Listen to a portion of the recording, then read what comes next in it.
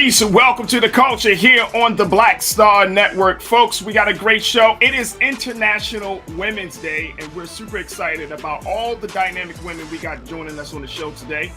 We're going to kick off the conversation talking about rising gas prices. What? Gas prices are crazy around the country. We'll discuss how it's going to impact you and me and us. Also, we're going to check in with Ashley Banks to give us some updates about the WNBA star Brittney Griner, who is in Russia right now, and if there's a possibility that Putin may use her as a bargaining chip. We'll have that conversation. Later, we'll talk about how Black women have been falling behind even in the midst of an economic recovery. We'll check in with one Black business owner about the situation. And then later, Instagram got a new feature to help Black content creators. You want to know about it? Stick around. We'll get into that part of the conversation. We got a whole lot more and all coming at you on today's edition, the International Women's Day edition of The Culture, right here on the Black Star Network. Let's go.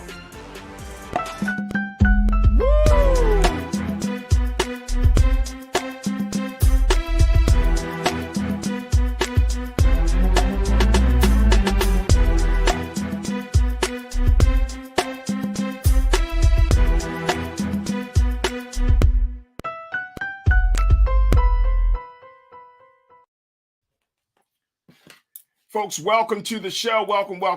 I am super duper excited because today is officially International Women's Day. We're going to talk about that in a little bit later on in the show.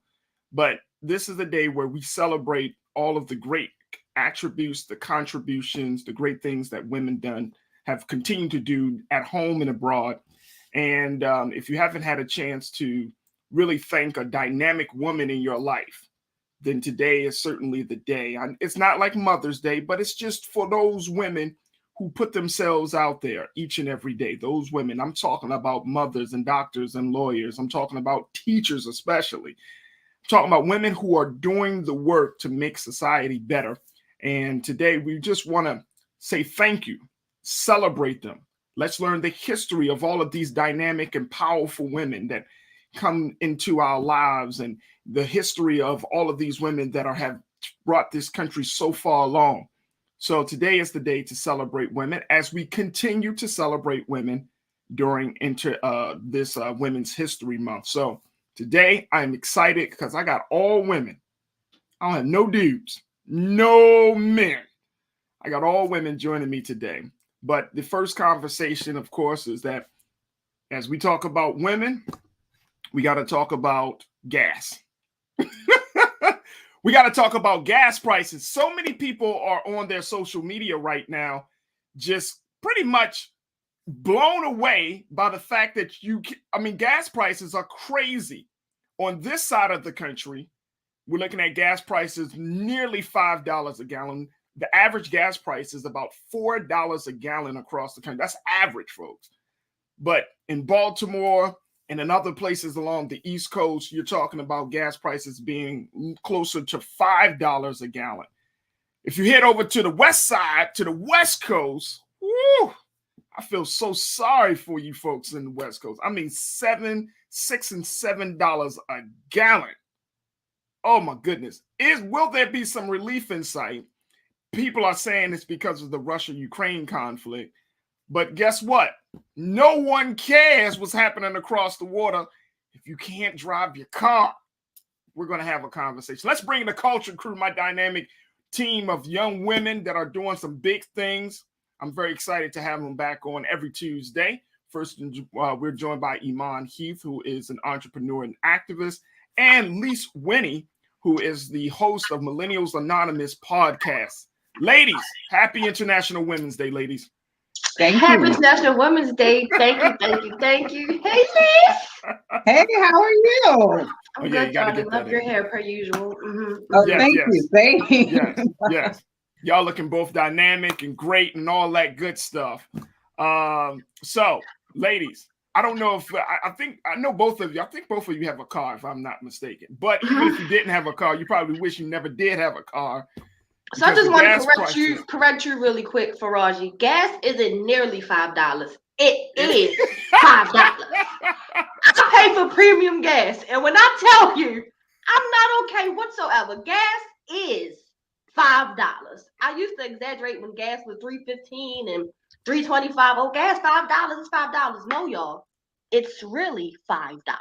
It's $5. You need $600 a month minimum to drive a car at this point.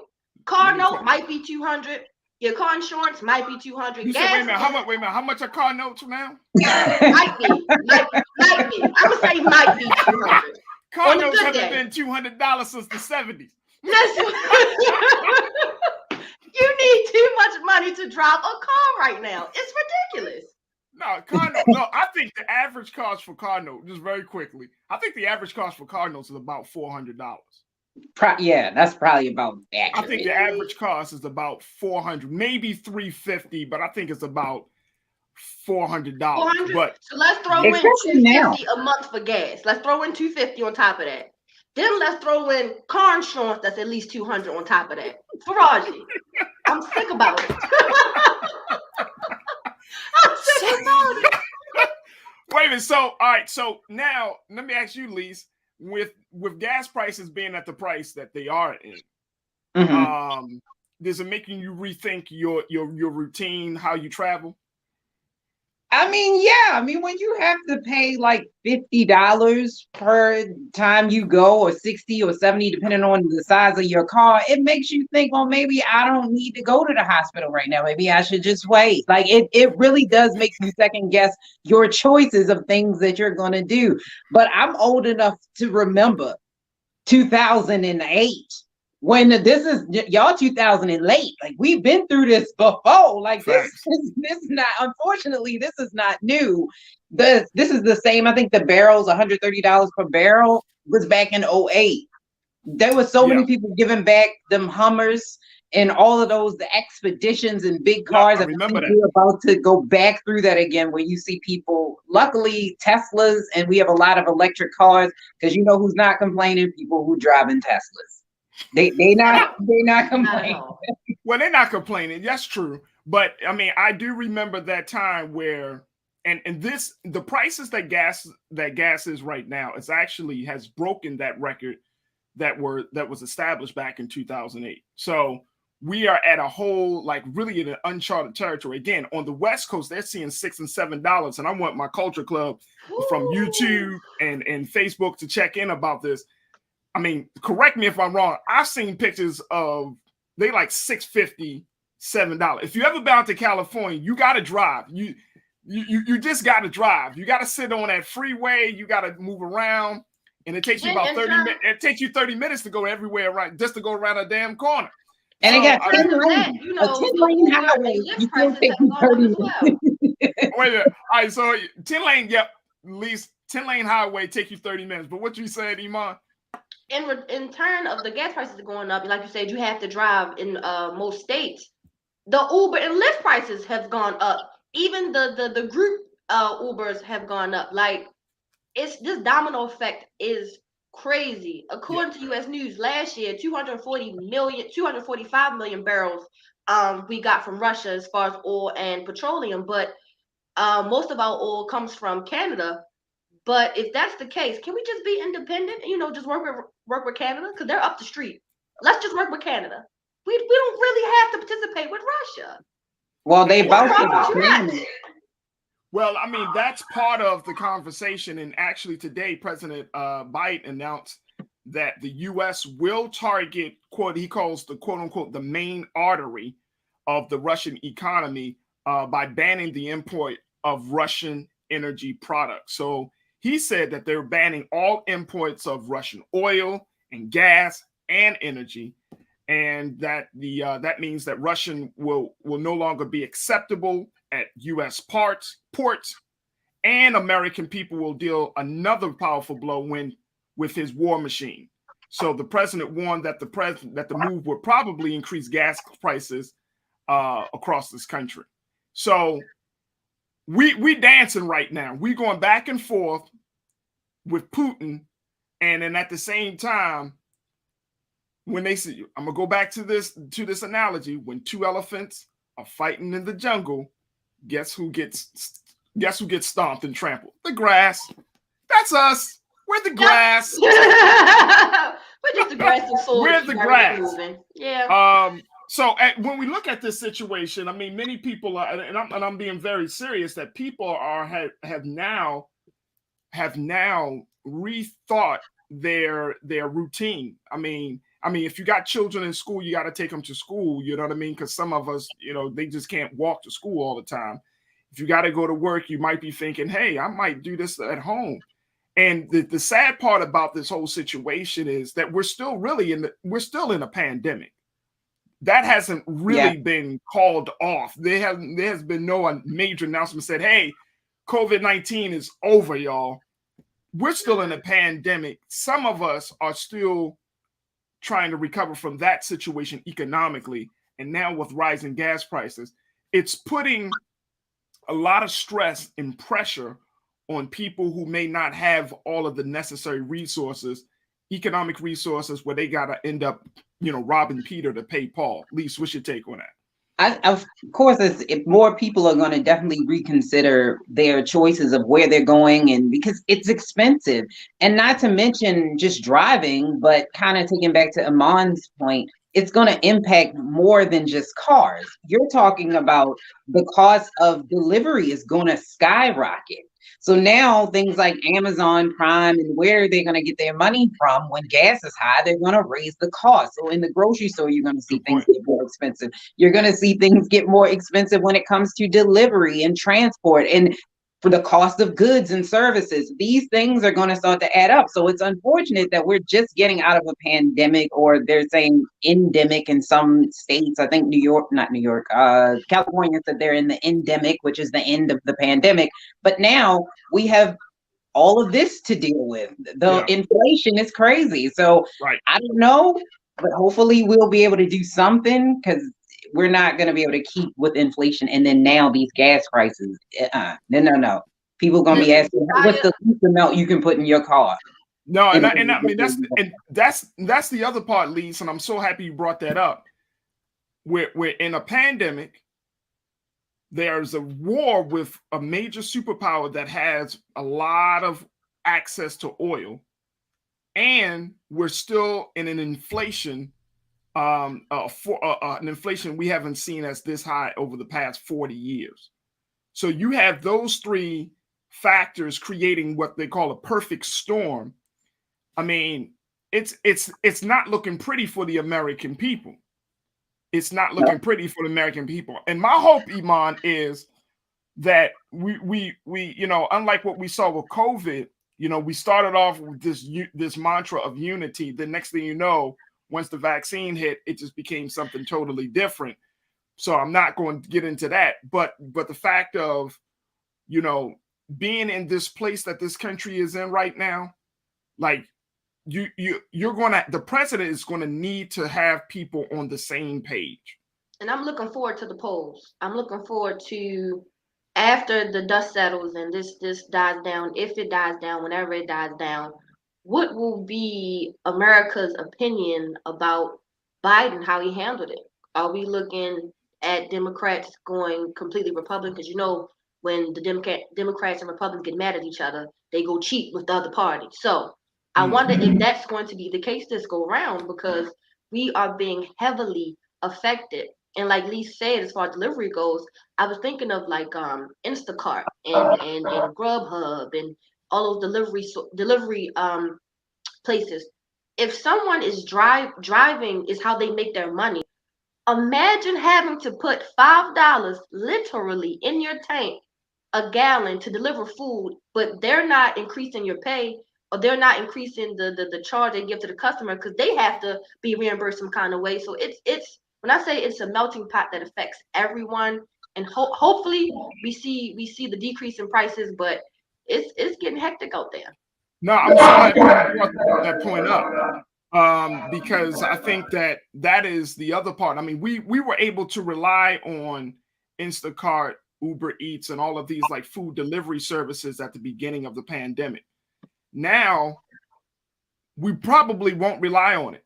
I mean, and people, and if we look at this, sisters, that it, like you said, it's a domino effect.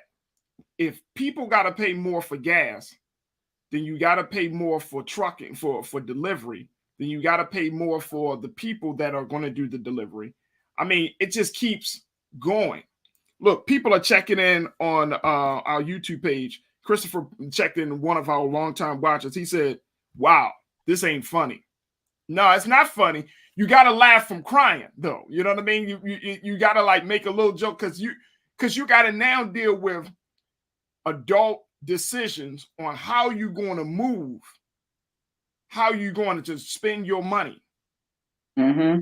This is the part of the adulting that I see a lot of millennials don't want to deal with. They like, nah, I just want to go home and chill with my parents. Like, gas this is the up type the of mongoose, okay?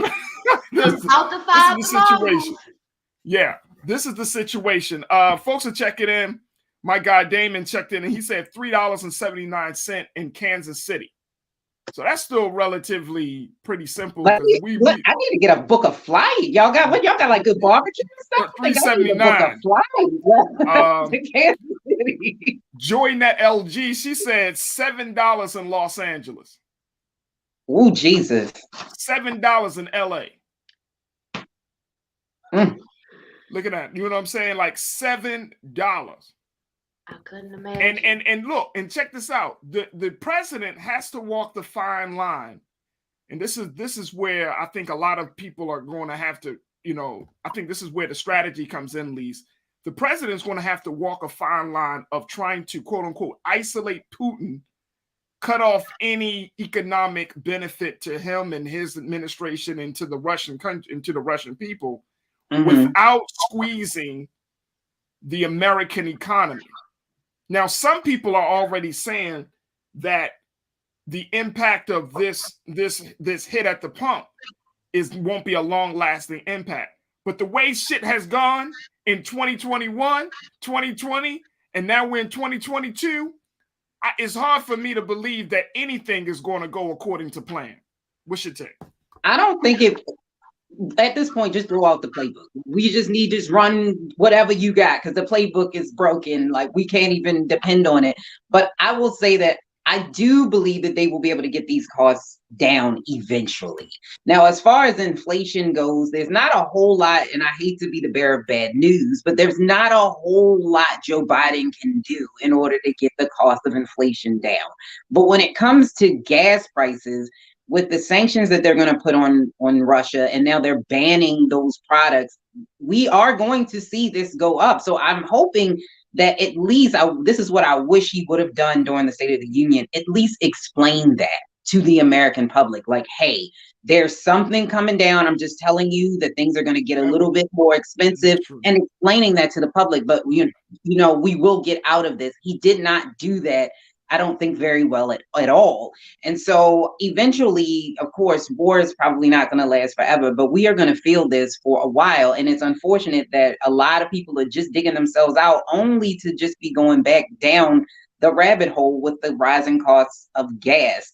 And when you talk about like Uber Eats and those drivers, like, it will impact them because they're independent contractors. So They must pay for their gas and the maintenance of their vehicles. And you're right, they're not going to pay them. So there's a lot of Americans who left the workforce and started doing those types of jobs. So we're going to see another dip in employment and people who are not employed anymore. So I'm hoping that the Biden administration does address these things and starts to do something, although there's not a whole lot he can do, unfortunately, to get costs down. But when it comes to Uber Eats, I don't use it as much because I'm not paying $75,000 for a sandwich. It's not that much. That was on a good. Well, you know what? I mean, here's the thing. Like, I think you make an excellent point. If the president, and it's so sad because this was his first State of the Union address, and it seems like, every conversation we had, we're like, wait a minute, how come he didn't say this or say that? Like, there seems to be all of these big missed opportunities for him to speak on certain issues. And I agree with you, Lisa. I feel like the president should have said, hey guys, hey to the American people, we're going to feel some hits. Because, and again, I think that's part of why America, we always find ourselves on the short end of big conflicts. We always get we always get the stiff arm because, you know, we kind of go into these situations thinking we're going to take control.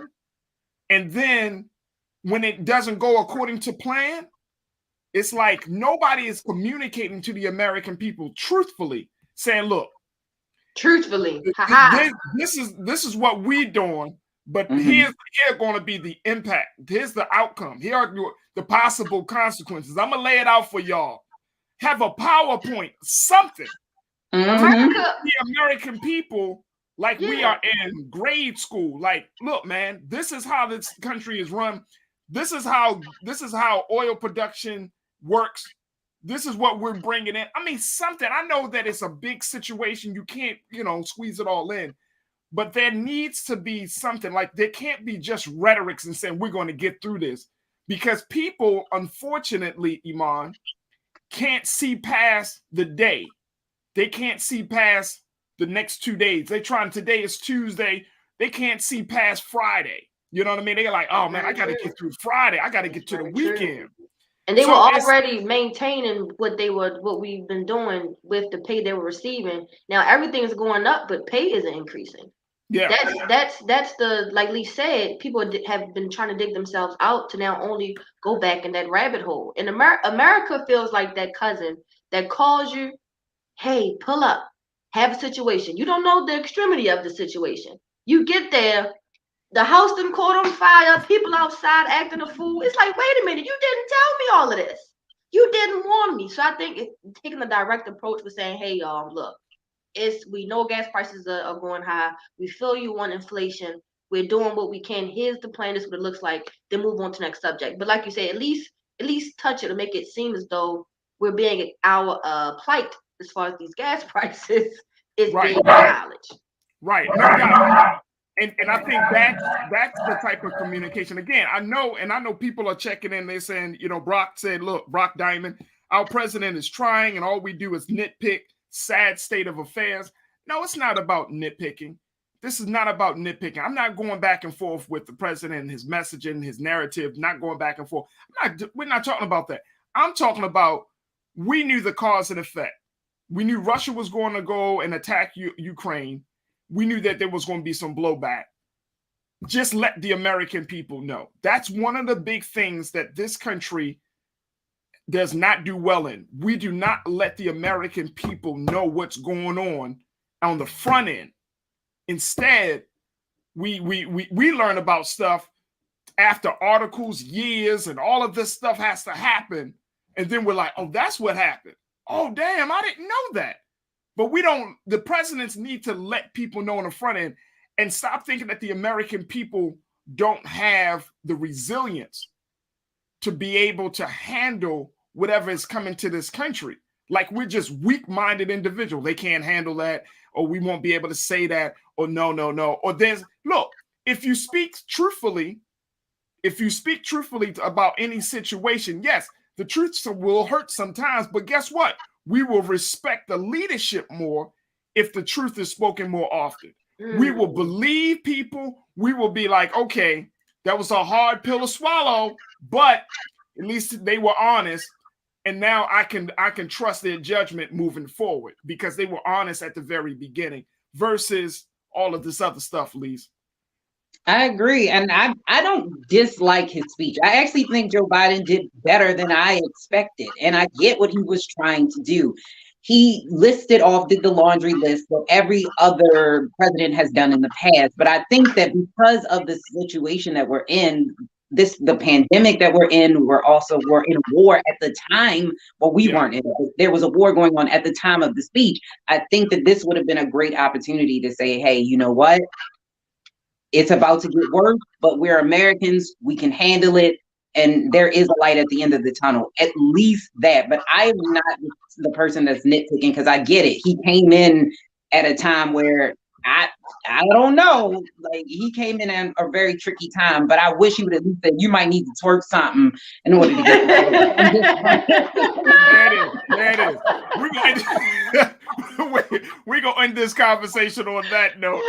Look, we're going to take a quick pause. When we come back, we're going to switch gears. We're going to give you the latest developments with the WNBA superstar Brittney Griner.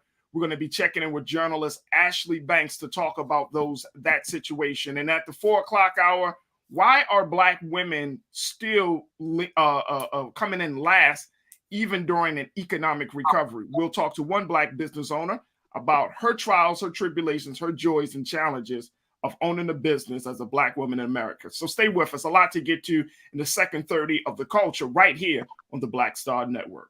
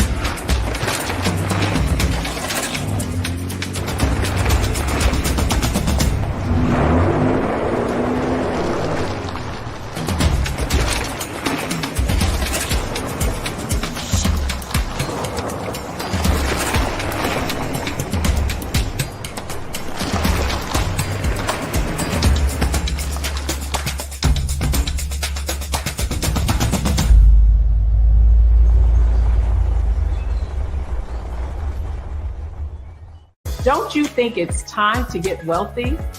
I'm Deborah Owens, America's Wealth Coach, and my new show on the Black Star Network focuses on the things your financial advisor or bank isn't telling you. So watch Get Wealthy on the Black Star Network.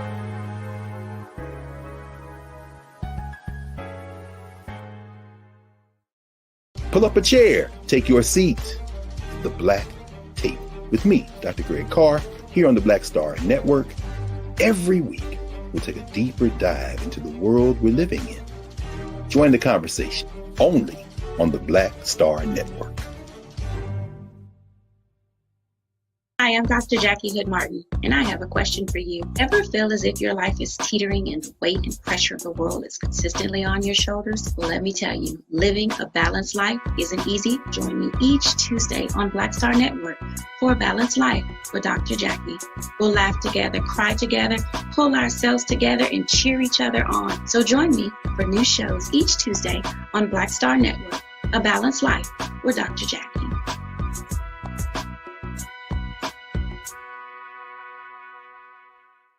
Folks, Black Star Network is here. Oh, no punches! I'm real revolutionary right now. Support this man, Black Media. He makes sure that our stories are told. Thank you for being the voice of Black America, Roland. Stay black. I love y'all. All momentum we have now, we have to keep this going. The video looks phenomenal. See, there's a difference between Black Star Network and Black-owned media and something like CNN. You can't be Black-owned media and be scared. It's time to be smart. Bring your eyeballs home. You dig?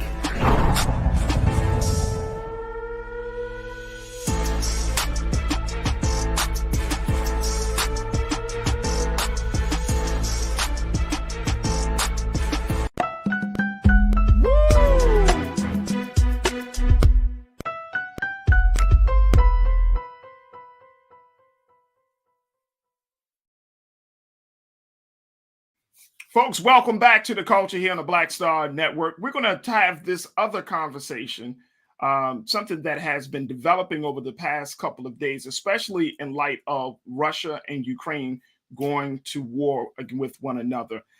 We want to talk about how WNBA star Brittney Griner, who has been in Russia for some time now, since February, talking about some of the latest developments in her case. And we want to bring in journalist who serves as a contributor for Essence and Revolt, Miss Ashley Banks, to be a part of this conversation. Ashley, thank you so much for checking in with us on The Culture here on the Black Star Network. How are you? I'm doing all right. Thank you so much, Raji, for having me. I think this is an important discussion that we're about to have. Yes, absolutely. And in a few moments, we'll be bringing back our members of our culture crew, Iman Heath and Lise Winnie, in a moment. But Ashley, talk to us about what you have learned about this Brittney Griner situation. And then it still seems very like fuzzy and cloudy. The fact that she was in Russia before the conflict started, and then now she's still detained in Russia. But people are asking is, why was she in Russia in the first place? Right. Like you said, Faraji, a lot of information is fuzzy. First of all, we have no idea how long Brittney has been in Russia. We just know that she had been going to Russia during the WNBA's offseason to participate in Russia's league.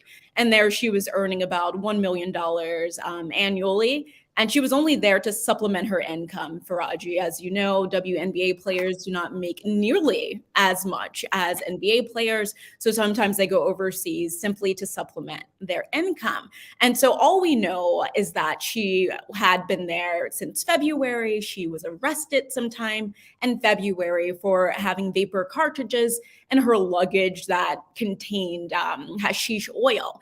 And so right now she's being detained. I was looking around trying to do some digging, and as of right now, no one really knows where she's detained, or at least that's not public information.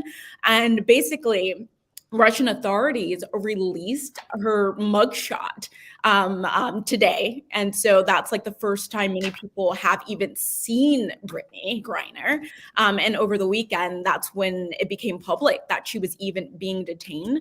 So many people are under the assumption right now that she's going to be used as a bargaining chip. As we know, the U.S. has levied loads of sanctions against Russia. So experts believe that now her detainment is going to be used for Russia's benefit. So we're going to have to see what happens there. So there has not been any official word either from the Kremlin in Moscow or from the White House about any of this situation happening. No, they've been, like you said, that word fuzzy. The Secretary of State didn't really give too much information about what's happening over there. I'm sure they're in talks trying to figure out what's going on and hopefully how to get her back. They say whenever an American is detained overseas, they do everything that they can to get them back. But Faraji, we've learned that there are 2 other Americans that were detained at some point over in Russia and now are there. They've been sentenced and they're carrying out their sentences in Russia. And the U.S. said they've been trying their best for years to get them back. So right now, many people are fearing that Brittney could end up facing those 10 years in jail for carrying those vapor cartridges if something isn't done. So it's going to be interesting to see what happens. But no, the U.S. government has kind of been hush-hush on the facts of this case. You know, her wife, Cherelle Griner, wrote on Instagram yesterday, quote, "There are no words to express this pain. I'm hurting. We are hurting. We await the day to love you as a family." So, you know, in that same message, she asked if the family would be given some privacy during this time as they try to figure it out. But then it was also reported to Ashley that she's getting some help from Congress. So talk to us a little bit about this effort by her congressperson. Yes. So Congresswoman Sheila Jackson Lee, she made some remarks that have been floating around on social media. And she's basically demanding Putin give back Brittney Griner and just saying what Putin is doing, first of all, by invading Ukraine is utterly ridiculous. But to hold Brittney Griner simply like hostage in Russia is not okay. So Representative Sheila Jackson Lee is doing all that she can in Congress to bring back Brittney Griner, but still at this time, information is so scarce when it comes to this case. I want to bring back my culture crew members, Iman Heath, Elise Winnie, to be a part of this conversation. Iman, you played basketball. So talk to us a little bit about just being in that space where you have that access to kind of go around. Like, I don't know if you traveled abroad or overseas or anything like that, but talk to us about that experience. On mute, of course. But usually for the experience, and like Ashley said, you know, WNBA players go overseas to supplement their income. But being able to move internationally as well, it comes with a price. And I had no idea that she was facing 10 years for the offense. I had no idea it was that amount of time.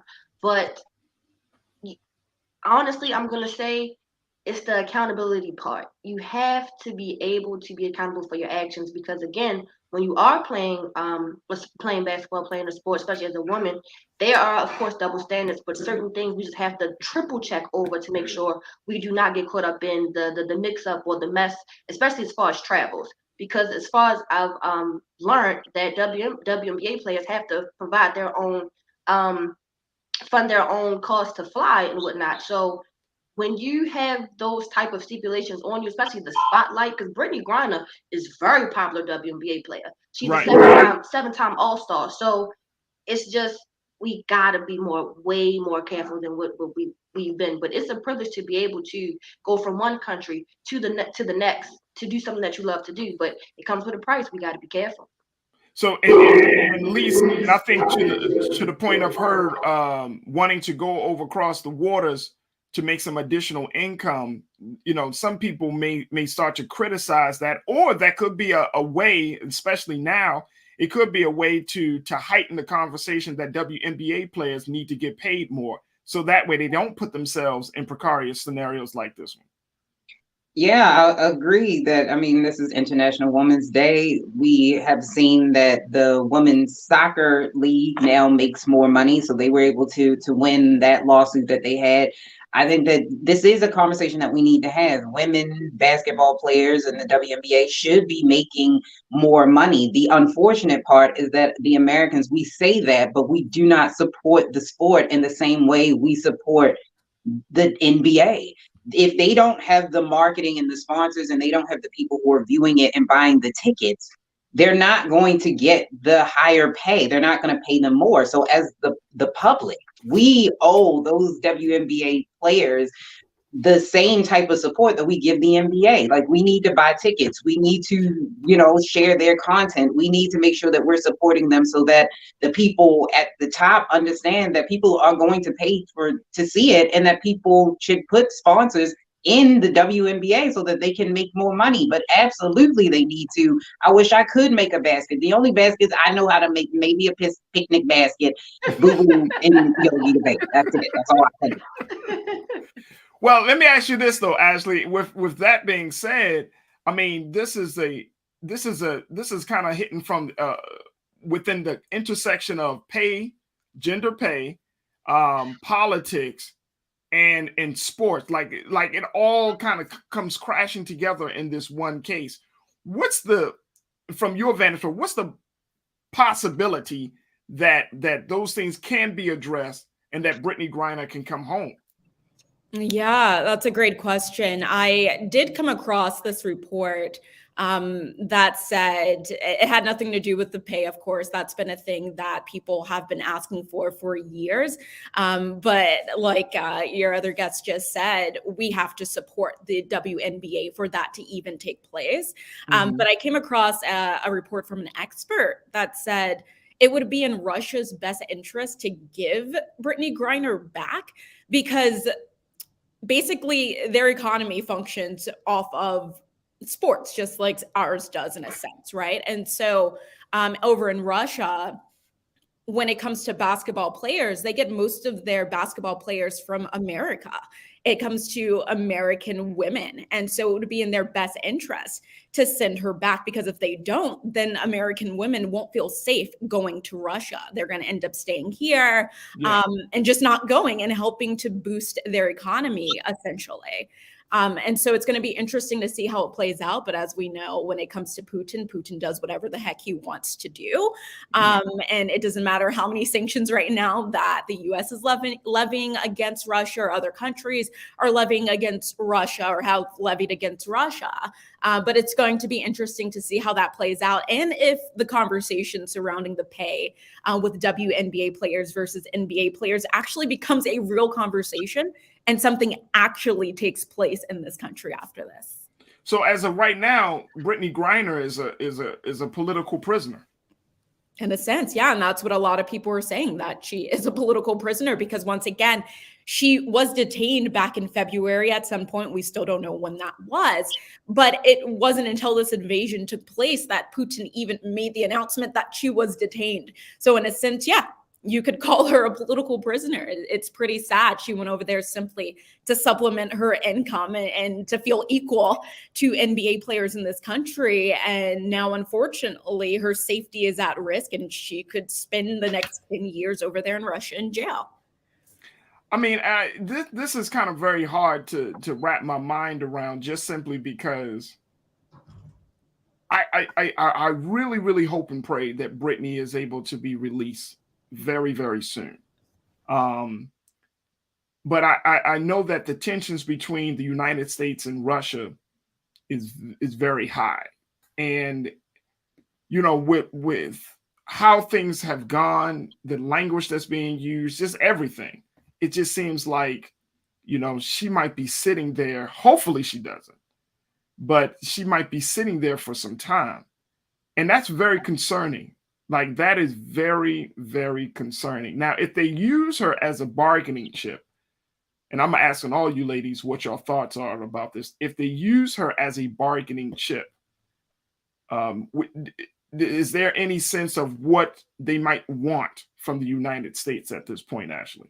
So my thought would be they would want the U.S. to stop with the sanctions. I mean, even today we saw the Biden administration, it announced a ban on Russian oil imports, and that's a big deal, right? Trade is a huge deal. And so they have been getting slammed economically, and it's hurting them greatly. And so essentially what I would think is that Russia would want the U.S. to pull back on the sanctions. But my fear, Faraji, is that, not to like speculate or anything, is that because Brittney in 2020, she was very vocal and outspoken about police brutality, about social injustice. During that season, she basically demanded the WNBA stop playing the national anthem. And if they didn't, then she would stop playing the game that season. She also wore Breonna Taylor's name on the back of her uniform to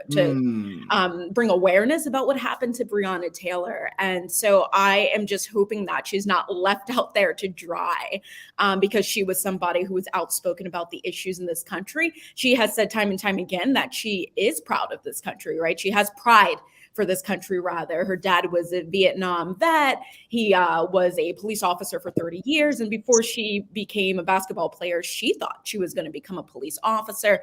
But simply, she was out here protesting and demanding what's right for African Americans. So I'm just hoping that she's not left out there to dry. And we see the Congresswoman who's doing everything she can to bring her back home.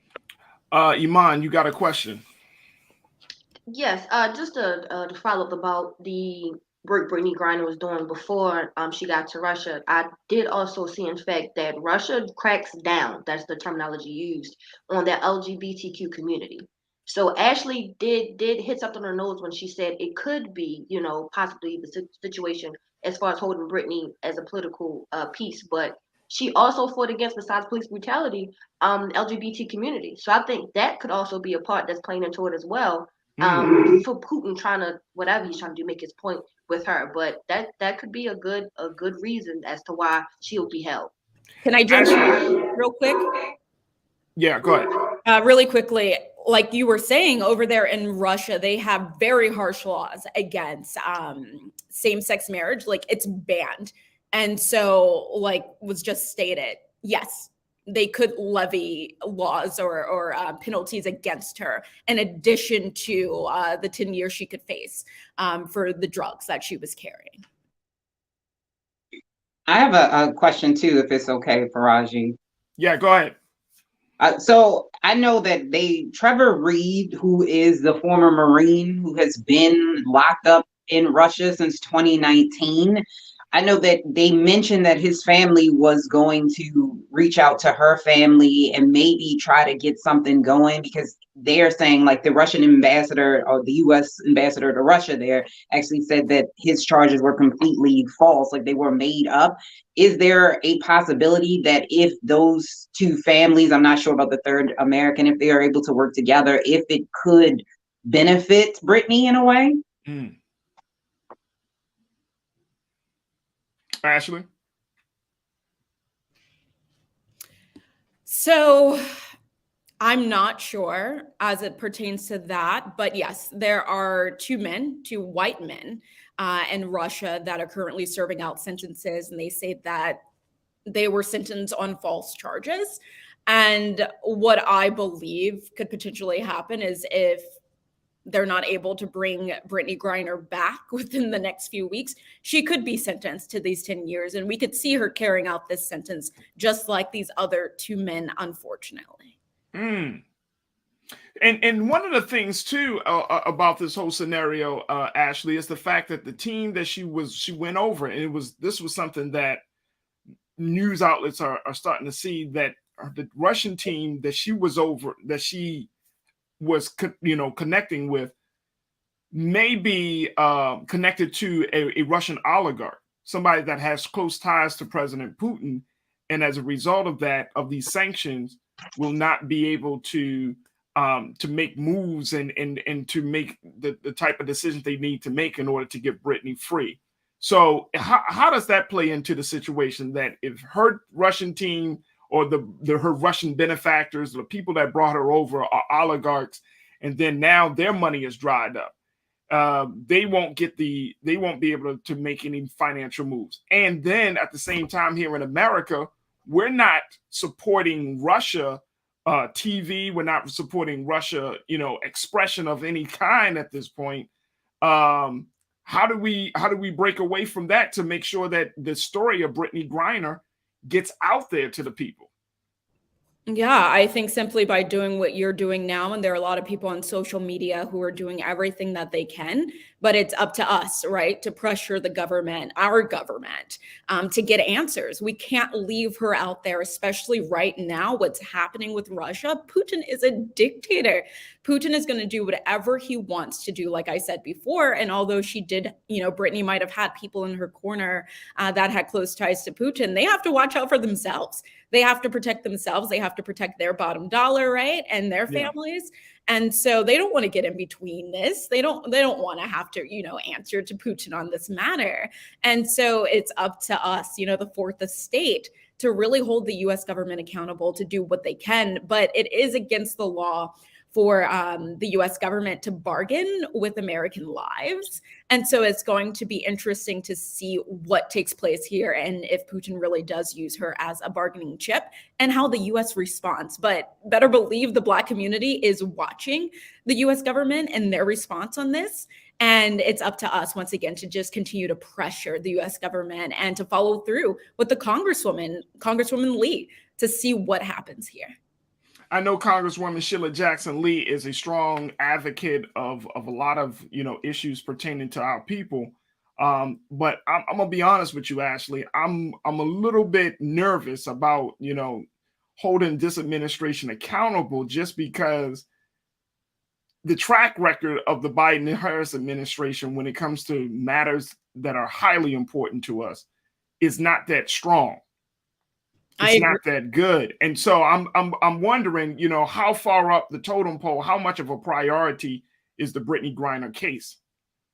Yeah, no, I'm with you on that, Faraji. For instance, I wasn't surprised, and it needed to happen, but when I saw the announcement about the ban on the oil imports from Russia, I'm just like, are we even thinking about Brittney at this moment? Or are we just going to keep doubling down on Russia, which is something that needs to happen? But of course, we're not hearing much about Brittney Griner. So it's making me question what is going on, and is the administration, the Biden administration, doing anything? And like you said, a lot of the Black community does not have faith in the Biden administration at all. And so once again, it's going to be interesting to see what happens. But a lot of people have been criticizing this whole matter and saying that if it were an NBA player that were over there, let's say Steph Curry, for instance, was over there and detained, this country would be doing everything they could to get him back. Heck, he'd probably be back here in this country at this moment as we're speaking. Yeah. And so that's a great question that you're asking. Is she a priority? I mean, she hasn't been a priority when it comes to paying this country. So we're going to see if she really is a priority to this country and to get her back here safely. I mean, and sisters, I really hope that she, by her being vocal, that doesn't become a consequence for her. You know what I'm saying, Iman? Like that it doesn't become a situation with the WNBA or the government or Russian government. Everybody's like, oh, so you one of them people. So I honestly agree therefore, that could be it. Like you made a great point. I think it could be consequences, and there most likely will be consequences due to her opening her mouth or saying what she has to say on the back end. Also, her wife not has to be, but it may be backlash depending on the comments that she tweets or what she has to say about what they're doing in Russia as far as Brittney Griner, but it will be pushback. Then to even add the pay, like Ashley said, she already wasn't a priority here. So now that she's in Russia, and we're just now finding out about her being detained. It's March 8th. We don't know how long she was detained for February, but she wasn't a priority then. I don't think it's going to change now unless she is used as a political pawn, and that'll be it. yeah, I mean, and I'm thinking about the other time when they had ASAP Rocky, when Trump got him out of, you remember that, Ashley, when he was, he was, I forgot what country he was in, but ASAP Rocky was over there, hip hop artist. Yeah, he wound up fighting. He got in a fight or something like that. He got in a fight, but essentially the president was able to, at that time, Trump was able to get him out of that situation. And But Trump's relationship with Putin, if I'm not mistaken, was a little more favorable than I mean, no doubt with Biden. No doubt. So I think that plays a huge part in this case, and if Brittney will be a priority or not. So the relationship is the biggest thing. Ashley, what do we need to do at this point? Of course, we're having this conversation, and certainly we'll be bringing you back on to keep us updated, because my hope is that this will come to a happy ending. But in the meantime, what do we need to do? What kind of do we need to reach out to Sheila Jackson Lee, Congresswoman Jackson Lee? Do we need to send letters to the U.S. Embassy to advocate for her? What do people need to do her, especially the Black community? Like you said, Faraji, the fact that your faith is not in, Sheila Jackson Lee, your faith is not in the Biden administration, you're not alone.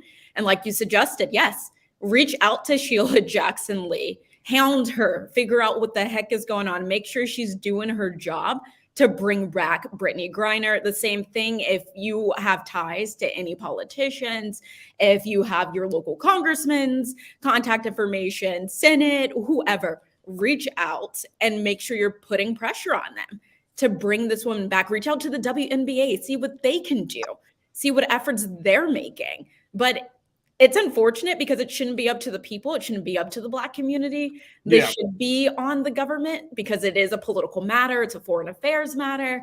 But as you and I know, right now, this is what's being told. These are the stories. Right now, she's in the headlines. But what happens when something bigger takes place this week or something bigger takes place next week? People are going to forget about Brittney Griner. Heck, a lot of people probably didn't even know, if you're not a sports person, you didn't know who Brittney Griner was before this even happened. So it's going to be easier for these people to forget her because they don't know her. She's in Russia and they're going about their daily lives. Yeah. So right now, obviously, for the Black community, the best thing that we can do is to just put pressure on the government to make sure they're doing everything necessary to bring her home. She's a 31-year-old woman who was just there to do a job, to be a basketball player. She didn't go there to be a political prisoner. She wasn't there protesting against anything in Russia. It's not fair what's happening to her. Simply, it's not fair. So we have to do our part and pressure the government. Ashley Banks, thank you so much for checking in. And again, we'll bring you back to give us some more updates as this story develops. But we appreciate your time in breaking down some of the details. Thank you, Ashley. Thank you.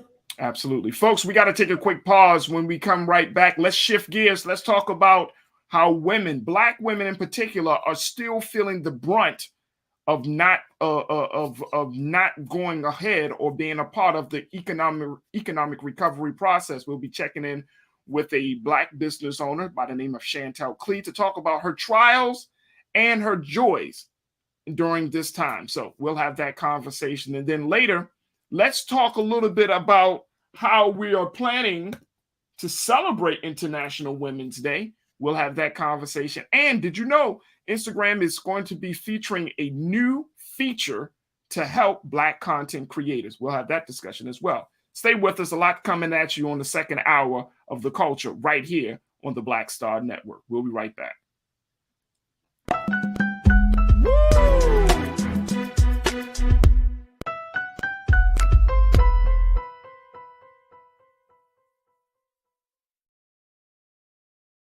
Don't you think it's time to get wealthy?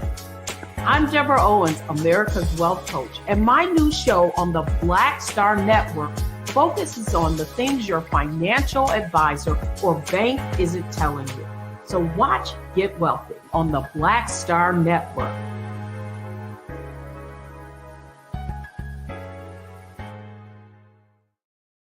Hi, I'm Dr. Jackie Hood Martin, and I have a question for you. Ever feel as if your life is teetering and the weight and pressure of the world is consistently on your shoulders? Well, let me tell you, living a balanced life isn't easy. Join me each Tuesday on Black Star Network for a Balanced Life with Dr. Jackie.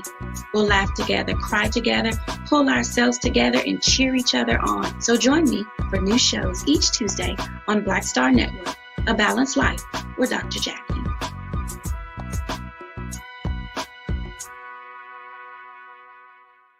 Pull up a chair, take your seat. The Black Tape with me, Dr. Greg Carr, here on the Black Star Network. Every week, we'll take a deeper dive into the world we're living in. Join the conversation only on the Black Star Network.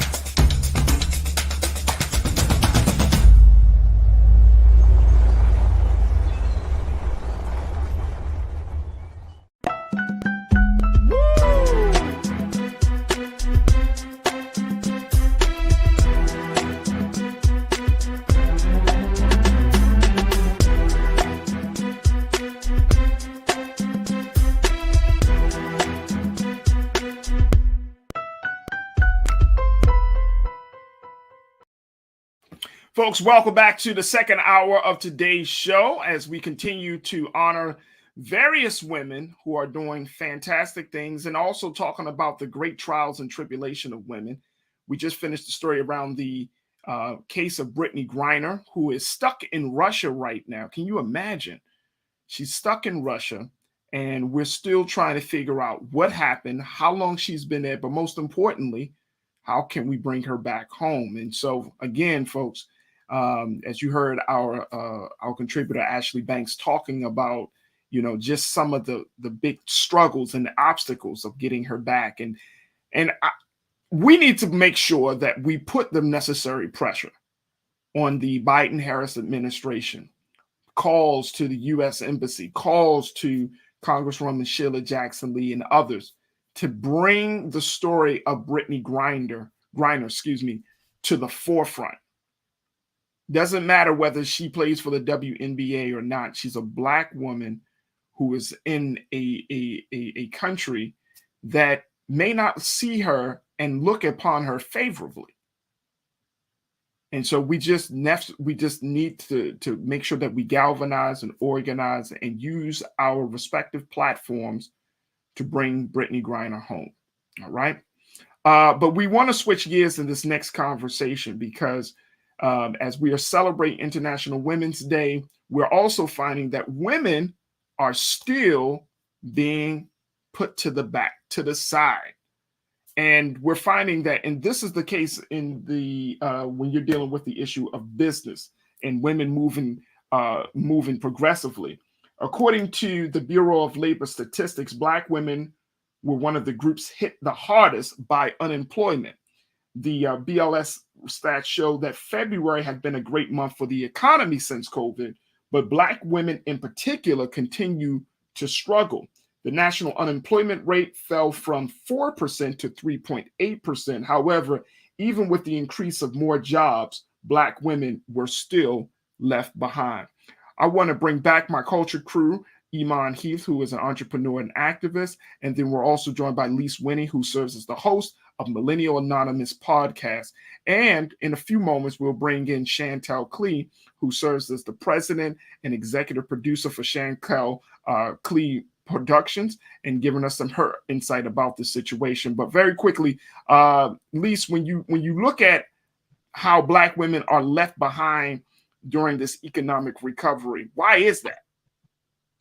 I think that's a great question. One thing I think, of course, with systemic racism, that it impacts almost everything that we do. And not to mention that Black women are not only Black, they're also women. So women tend to have to leave the workforce because they tend to rear the children. So they have to take off time from work. Therefore, they're not able to climb the same way up the corporate ladder that a man could, because they do have to take more time off of work. And then, of course, with sexism and with racism, it holds people back. I think one of the reasons why is because a lot of Black women tend to be in service roles or sales roles. Those were the roles, especially when you look at the pandemic, that were hit the hardest. So when people had to stop working, they were mostly in sales, they were mostly in, retail, and those really impacted Black women. So at this point, unfortunately, we're still seeing this same type of narrative and rhetoric, but hopefully that we will start to get towards a better place for Black women. This is unfortunate, and not just Black women, but also women of color, because Hispanic women actually make less than all of the women. So we do need to look at them as well, because they've also been impacted by not just the pandemic, but life in general. Absolutely. Iman, what's your take on this? Black women still being left behind even during this economic recovery. So according to the Harvard Business Review, 61% of Black women self-fund their startup costs. So to even try to get a loan to start a business, depending on what the business it is, and like Lee said, it's mostly retail. We go into independent health fields. We're caretakers. It's a lot more that we do as far as frontline service, and only 47% of white women go into those fields as an entrepreneur. So being a business owner and seeing both sides of the coin, it's a tough situation to be in. And why are we still having this same conversation about equality as far as starting and having our businesses? And to say that we've fallen behind, we have. People don't spend money if they don't have the money. On top of groceries going up, and like we're seeing now, gas prices going up, people have less money in their pocket to afford those services that we were providing or being able to provide, and we're going to get hit hard for it. It's going to be a very, very hard hit. I want to bring in Chantel Klee, who is the founder and executive producer of of Klee Productions, which is a small business based out of the Baltimore area. Chantel, thank you so much for joining us for this conversation. It's good to have you on. Thank you for having me. Thank you for having me. Happy International Women's Day, Chantel. Thank you. And happy International Women's Day to my fellow sisters on the panel. Hey, thank you. Chantel, so talk to us a little bit about, some of the things that you've been experiencing, because according to Business Insider, they're saying that Black women saw unemployment rate from 5.8% in January to 6.1% in February, while other groups saw their unemployment rate stay the same or fall. How is that? I mean, you're a Black woman, you own a business, you run a business, but yet it still seems that Black women are not a part of this economic recovery. What are you seeing from your side? Well, one, we have to recognize that Black women are the most disrespected women across the board, right? And so with that, that's one layer, right? And then we are the caretakers oftentimes, not just of our immediate family, of our children, but a lot of times we are also the caretaker of our older parents or grandparents in some cases. And so and we're also trying to make sure that we are trying to juggle the groceries and the utilities within our house. And sometimes, and we have to be real, we're helping other family members in their households. And we're still trying to be the teacher and the assistant principal for virtual school. And we also being the technology support for our business. And it's just a lot. And I think a lot of people, not just outside of the Black community, but within the Black community, they really do take the strength of a Black woman for granted. And so when it gets to the working world, they don't value what we do, what we bring to the table. However, they know who to call on when they are in a crisis, and it's the Black woman each and every time. Each and every time. Y'all don't miss, y'all don't forget, y'all always are there for us. But it seems like there needs to be more support for Black women in this country. And as a business owner, or do you feel like you are getting the necessary support that you need? There are resources out there, but do I feel like they are readily available for the Black woman that's juggling all of these things? Not always. And it's for a myriad of different reasons. One, businesses are some businesses started during the COVID pandemic. So people are learning on the fly. Some people really, if you're trying to build a plane and fly it, you may not always have time to fill out the grant. You may not even have the resources to bring in somebody that specialize in grant writing to ensure that you are looked upon favorably to receive the actual grant. It's a lot of different reasons as to why we are not really getting the resources that we so very well deservingly need, because we are the ones that are birthing not just the next generation, but the culture, right? A lot of people take from our culture, but it's coming from the womb of a Black woman. Oh, but absolutely. Nobody is giving back to us at the rate in which they should. Absolutely. And from your vantage point, Chantel, in terms of not just the support, but what are some of the big challenges that you see happening that you have been confronted with that may spill over into the next generation of business women will possibly have to confront? How long is your show for, Roger? I mean, I'm trying to figure out how long we're going to be on here, because I have how long are we going to be? From the fact that we are saving the country from itself over and over again.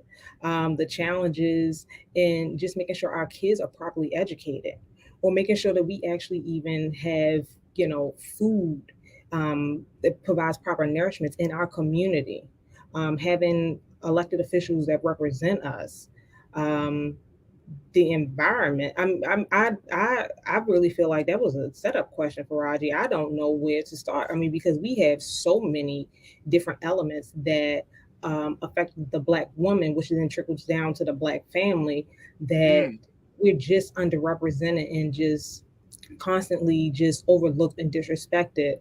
But like I said earlier, people know where to call when they need help and when they need saving, and they need some get right. They call a Black woman each and every time.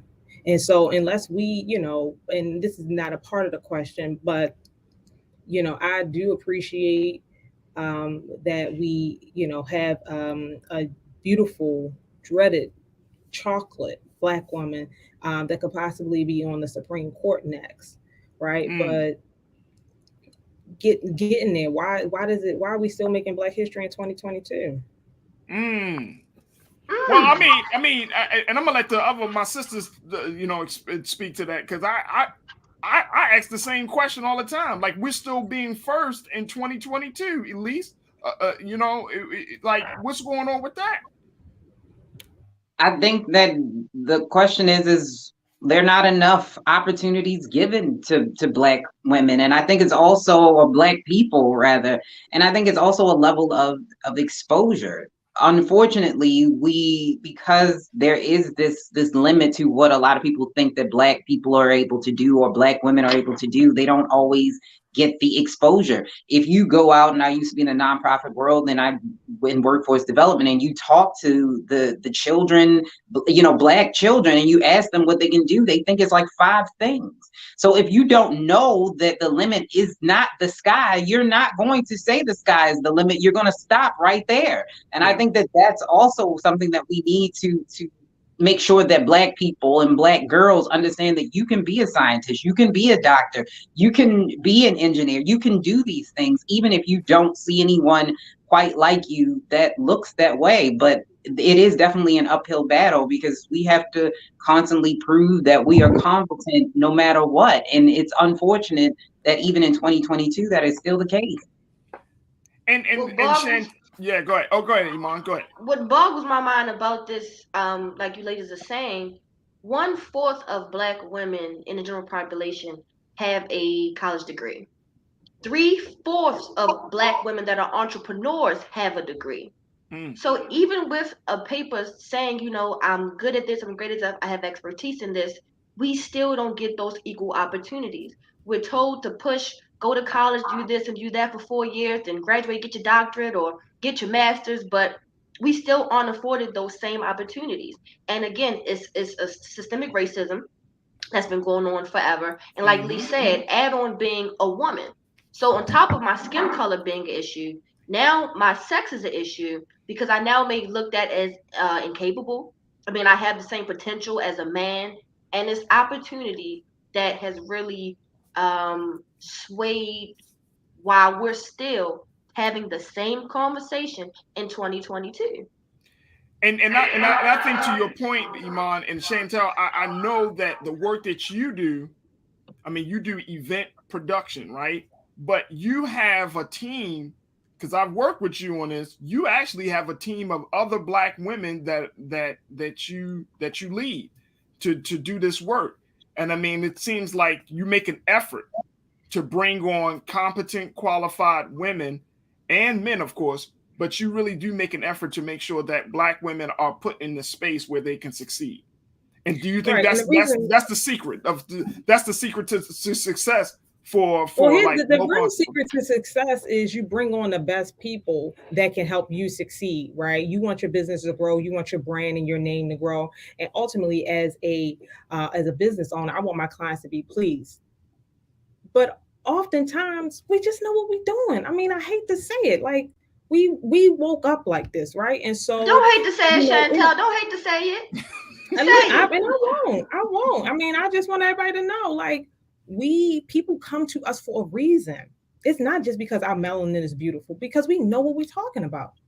And a lot of the things that we birth, we are ground zero. And so when it comes to being intentional on making sure I am partnering with other business women, it's not just because of the agenda, but they are the best in the field and in the space in which I am consuming. And the other piece to it is, oftentimes we don't get a lot of opportunities within an event. Production can be a very male dominated space. Yeah. And so a lot of times, guys will look at me as I am crazy when I'm asking for certain things, and I'm speaking their lingo. And a lot of times, they want to mansplain me and things of that nature. And when I work with women that understand that, I don't have to decode what they're saying. We understand the language and we work towards excellence. I don't have to be in a space where I'm guessing, do I need to make sure I'm getting, I'm hiring the right amount of women versus men ratio. I don't have that issue. I woke up as a Black woman. I'm gonna close my eyes as a Black woman, and I'm very comfortable with making sure I'm pulling my sister up because somebody had to do it for me, and I still want to continue to climb, right? And in order for us to continue to birth this beautiful culture, I have to help support. I have to be my sister's keeper, even though a lot of people across the country don't do that for us. I know that what I do is not just supporting and entertaining and educating and empowering the Black community, but it's for my sister because she has within her the womb to give birth to the next generation. And so just on that alone, I respect that because I'm a mother, right? And having a business, birthing a business and having kids, it's a lot. And so why not? And again, like we know what we're doing. Like we come in, a lot of people are calling Olivia Pope for a reason. Right. And everybody looking at Black women like we're all Olivia Popes in whatever field we're in because we know what we're doing. And when the country need help, who they call? They're coming to Black churches on Sunday mornings. They're making sure they come in there on when they wear the good big hats, whatever Sunday that is. Right? Their political campaigns are making sure that they understand what Sunday is the best Sunday because they know they're gonna touch the pews where the Black woman resides. Amen. Iman, go ahead. What's your take? Or what's your thoughts on that? Like she was saying, we have to be the ones to pass the baton. We have to be the ones to say, you know what, sis, I see in this area something may be off. Let me help you. There is enough money in this country to go around. There is enough. You don't have to downgrade your sister who may be in the same field as you. Oh, her balloon arch isn't as nice as mine, or her color scheme isn't as nice. We don't have to do that. There is a customer for every entrepreneur. And this is a fun fact in case nobody knew, because Chantel said this as well in a sense. Black women, we are the creators. That's what we are. According to our genotype, and this is a fact, the Black woman has every genotype possible there is to create. So we literally do wake up like this. We woke up being this creator because that's what we are and who we are. But we got to pass the baton. Just because I may braid hair and sister down the street, Ashley might braid hair, I wouldn't say, oh, her quality isn't this, her quality isn't that. Or, hey, sis, how can I help you? How can I assist you? Because, again, we have that womb literally to birth and create this flourishing culture as far as Black women as entrepreneurs. But we have to pass the baton and stop being afraid of maybe she'll get ahead before I do. Maybe she'll crack the code before I do. You don't always have to be the first. Just be a part, and that's okay. Right. And the other thing that I would say, and I tell some of my other friends, I'm not in competition with my sister. Everybody else is beating down on us. I don't need to fight my sister. Right. And I work hand in glove with two strong women, Intel Media Group.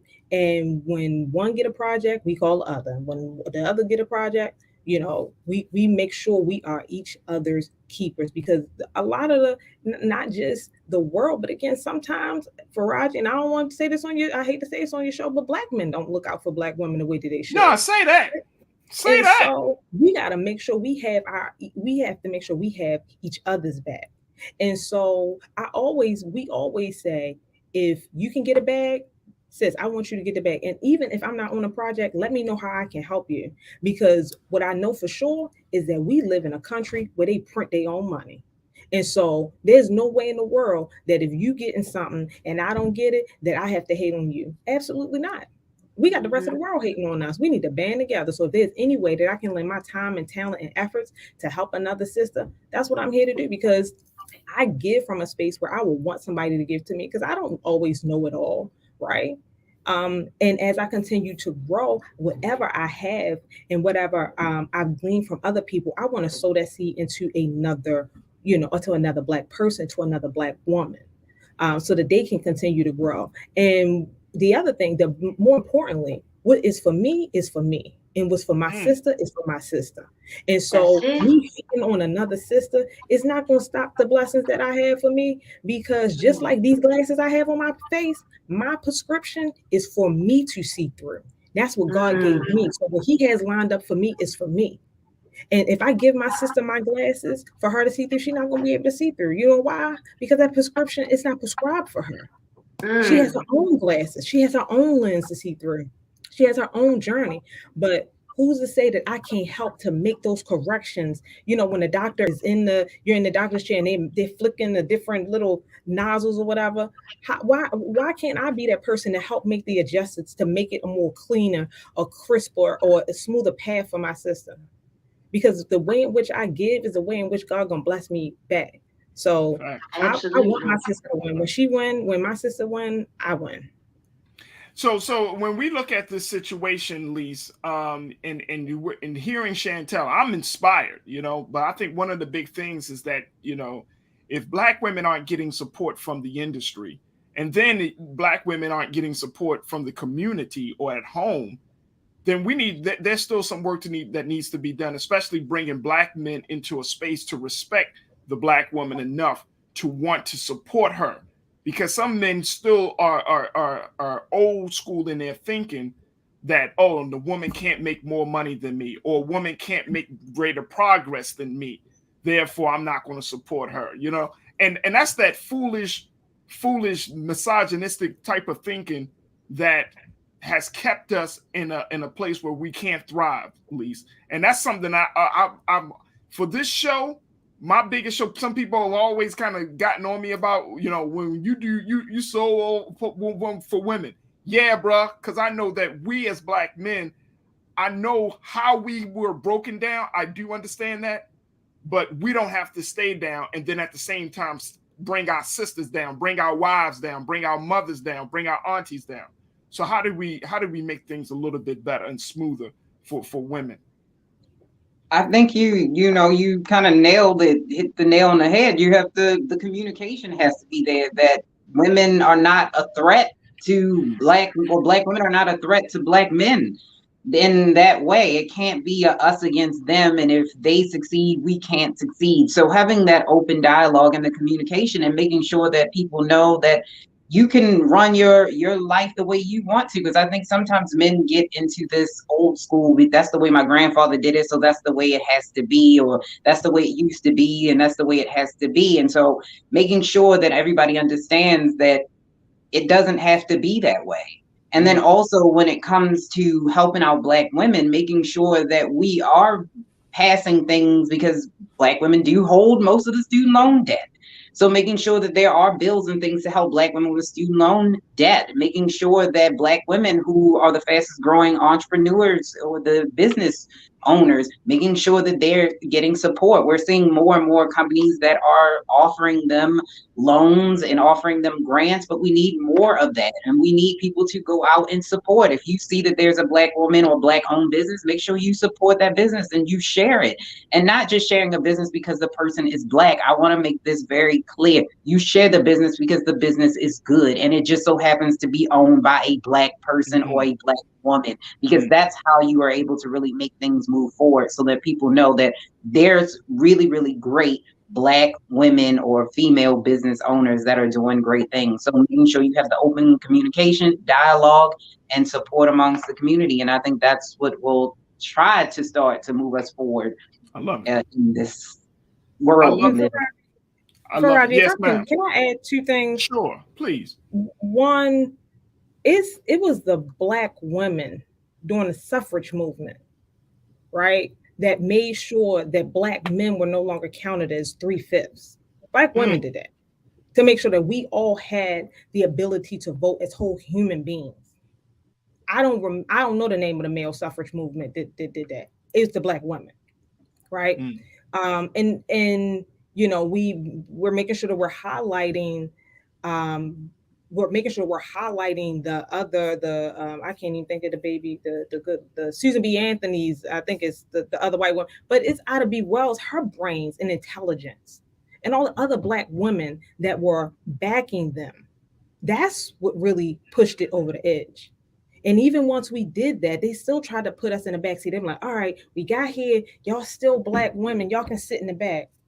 But you use our brains and intelligence to get you where you are. Right, and not even our brains too, our DNA. Right. Henrietta Lacks. Yeah. They still making profits. John Hopkins still making profits off of her, literally. Right. Right. And so I think that the one thing that we have to do to make sure that we continue to make sure that we're making space for ourselves, because nothing moves in this country except through laws and legislation. So we need to make sure that we have more Black women represented from the federal level all the way down to the local school board level, to make sure that we have somebody that is speaking out on our behalf and on behalf of our families and our babies, so that they know. And let me just put a side note: all skin folk ain't kinfolk. I'm gonna say that, right? And I'm gonna right there. Fact. But also making sure that we have people that truly understand the journey, the struggle, and have not just empathy but sympathy for what we're going through, what we've been through, and where we want to go. Black people not sitting around, contrary to what most people believe, we're not just sitting around just trying to collect a check. When y'all run them food stamp numbers, we not at the top of the charts. Okay, Black people ain't at the top of the charts.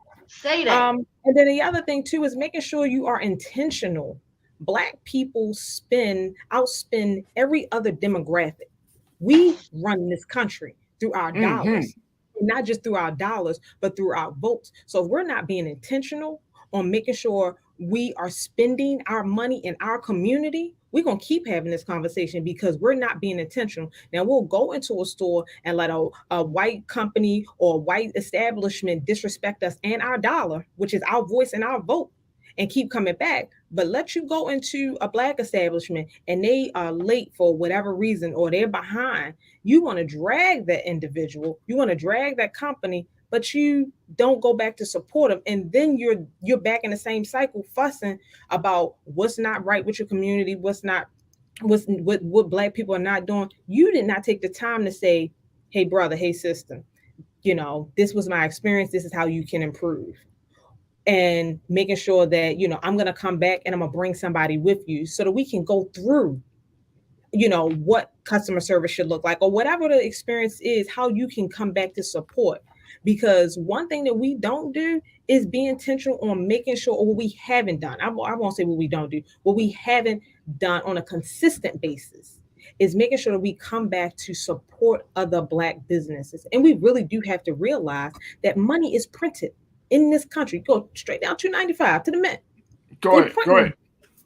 And so you don't have to overdo or overshadow or outshine somebody else, or be the gatekeeper and not let other Black people to the table. You can share the wealth because we print our money here.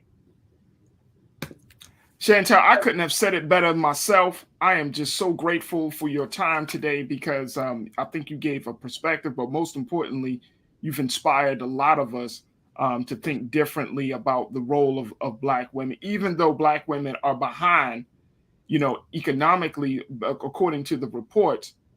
Y'all are far ahead, and there's no doubt that y'all will continue to pull ahead. And look, you got our full support on this side, on this platform, on this network, because I know without a shadow of doubt, as long as I've been doing media work, there's nobody more loyal to listening or watching you than Black women. I know that.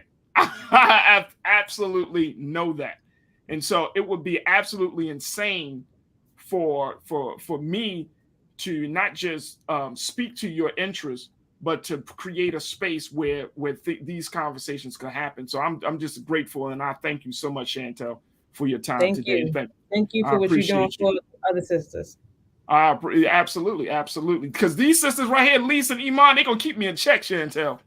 They're gonna remind me.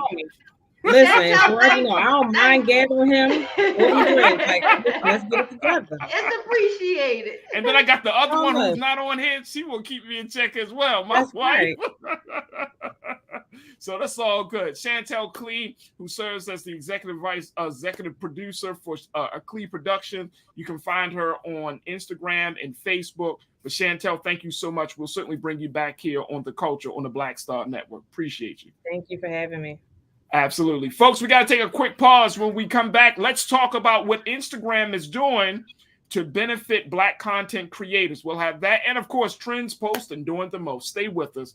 It's the culture on the Black Star Network.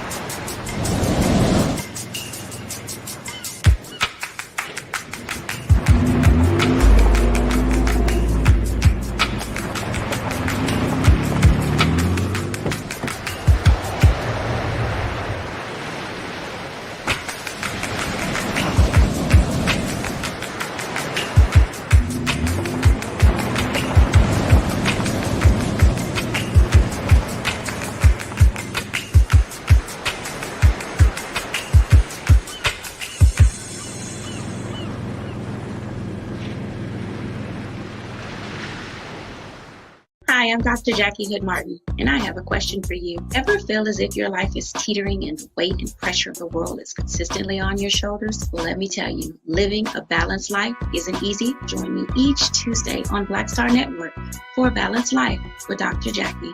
We'll laugh together, cry together, pull ourselves together, and cheer each other on. So join me for new shows each Tuesday on Black Star Network, A Balanced Life with Dr. Jackie.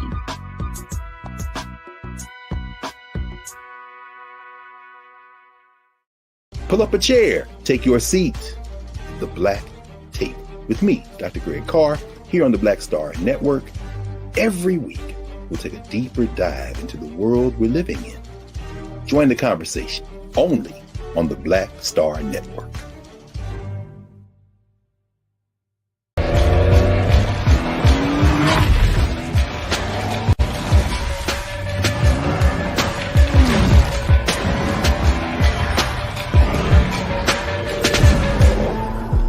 Folks, Black Star Network is here. Oh, no punches! I'm real revolutionary right now. Support this man, Black Media. He makes sure that our stories are told.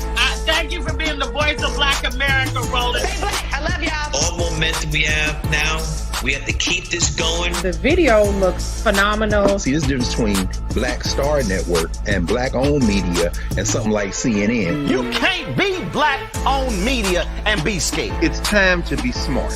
Bring your eyeballs home. You dig?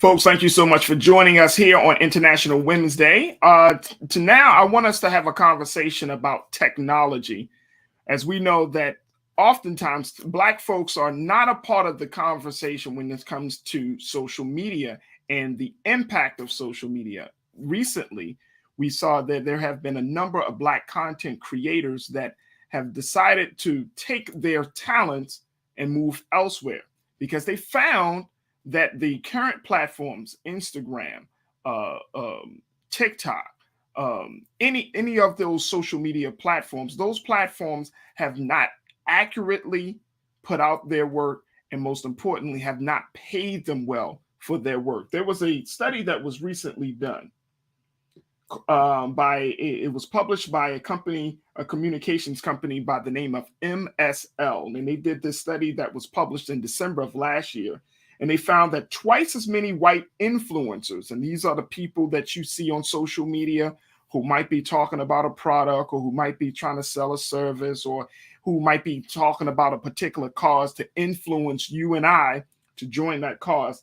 twice as many white influencers are making upward of $100,000 a year as are black ones who are making similar content to similar sized audiences.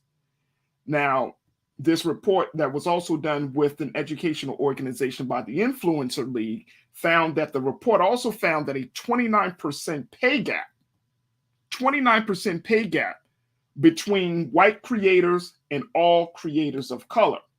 So how are we planning to address this issue? Well, two sisters, two black women. I told you this is going to be all about black women and all about women today. Alexis Michelle Ajayi and Cameron Boyd, two black women who are data analysts and engineers for Instagram. They brainstormed and created the label for black influencers to ensure that black creators will make a living off the trends and content they create through social media. And so Cameron Boyd, who is a graduate of Spelman College, she went on to say, quote, "We want to ensure that as black creators' content is being distributed as it already is, they are getting the proper attributions so that they have the opportunity to get all of those growth and monetization and career starting opportunities like their contemporaries are. It's really critical as we're moving toward this new age where creators are so important and creators are really able to use their craft to support themselves in their lives, that black creators are getting the same opportunity as they're already creating the content." I want to bring back my culture crew, Iman Heath, Lise Winnie. Lise, you know about this. One of the big things that these social media platforms are really trying to figure out and deal with is how to create a safe space, a welcoming space for black content creators, because simply black content creators are driving the sales of ads. They are bringing people to these platforms, but they are also not the most respected of the content creators either. I agree. Black content, especially now, is being consumed on such a big scale, not just by black people, but all people. Because now when you look at who's making the TikTok dances, it's black people, but they don't always get the credit for it, as we've seen that when I don't remember I'm old, y'all, forgive me. I don't remember the name of the dance, but the girl that actually did it didn't get the credit until the people on TikTok and Instagram were like, wait a minute, this white woman did not create this dance. She needs to get credit for it. So we do need to make sure that not only do platforms understand that black people are definitely driving a lot of the sales and they're driving a lot of the views and the impressions, but also understanding that you have to make sure that they get recognized and get compensated for the things in their contributions. And this is business. It's the business world where we're seeing that its ugly head, where a lot of the times black content is seen as less than. They put it in a genre. Oh no, that's just for black people.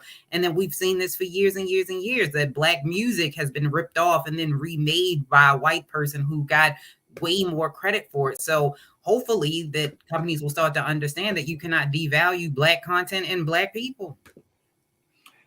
No, you can't devalue black content and black people, Iman. Because we gotta make sure we be a part of the team. We have to make sure we use the hashtags or the accessible resources that they're giving us now. We also got to remember that part. They can give it to us, but we got to use it as well. And like Lise was saying on TikTok, I believe you're talking about the dance with Megan Thee Stallion dance with Cash something. I know exactly what you're talking about. Let's go with that. Huh?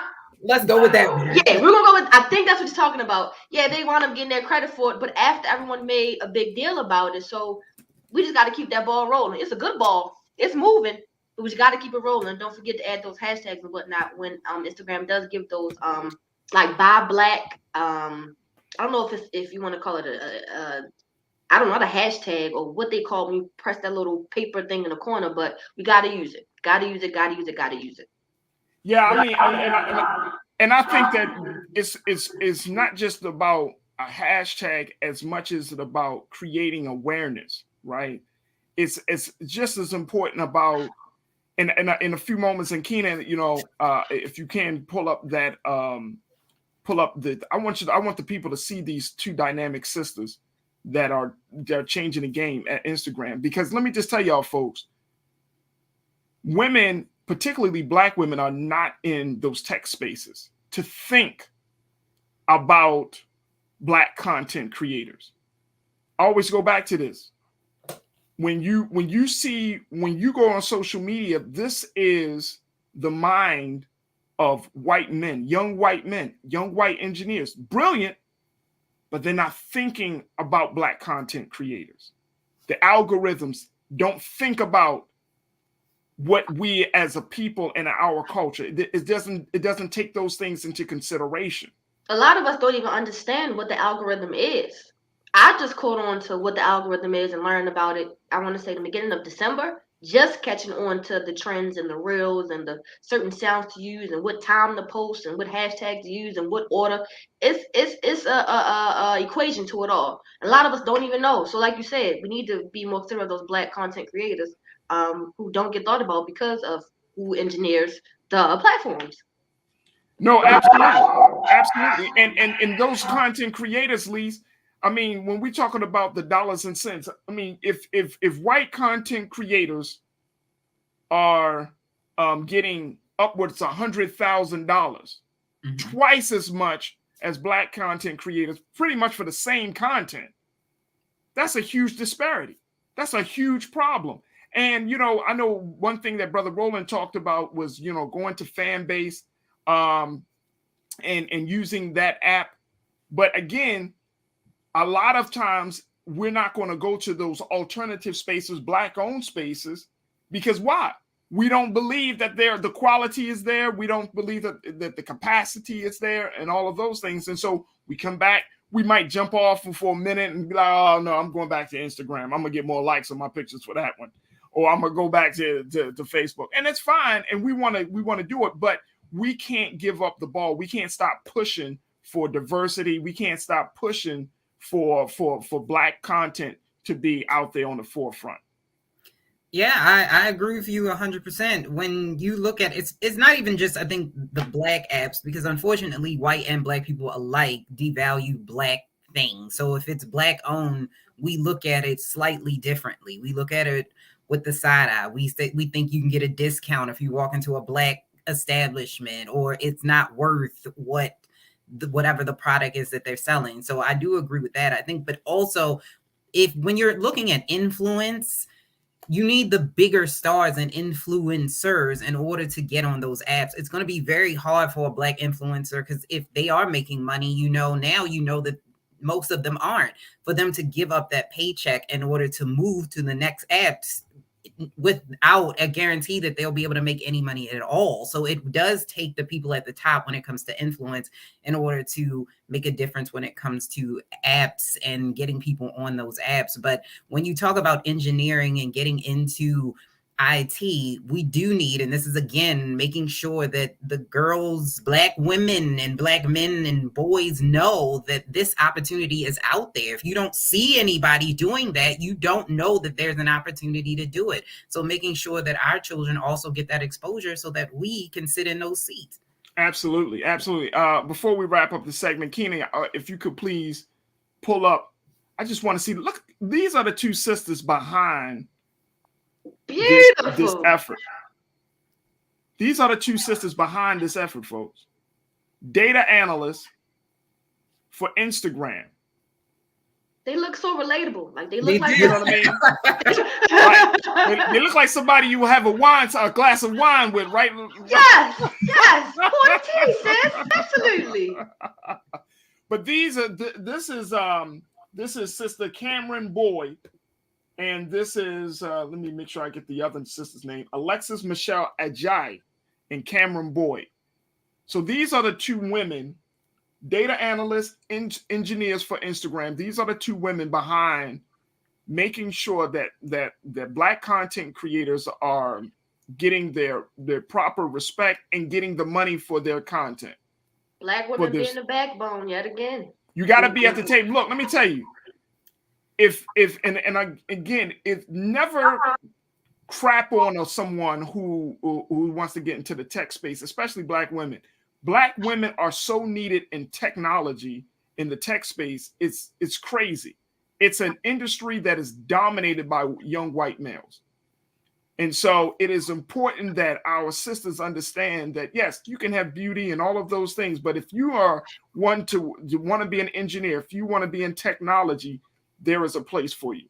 And so we just have to make sure that that we are aware that those opportunities are there. Do not put a pin in the brain of young black girls and telling them that they can't do something. Because we're going to get it done, and we're going to do it even better than what you thought it could have been. Right. Tell a Black woman she can't do something. Right, right. Tell a Black woman she can't do something. I double dare you. I double dare you. Watch what she do. All right, look, we got to take a quick pause. When we come back, trends, posts, and doing the most. Stay with us. It's The Culture on the Black Star Network.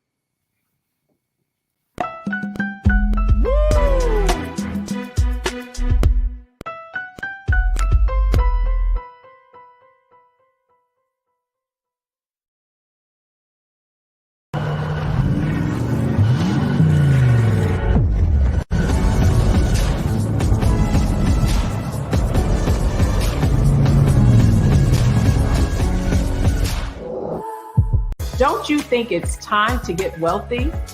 I'm Deborah Owens, America's Wealth Coach, and my new show on the Black Star Network focuses on the things your financial advisor or bank isn't telling you.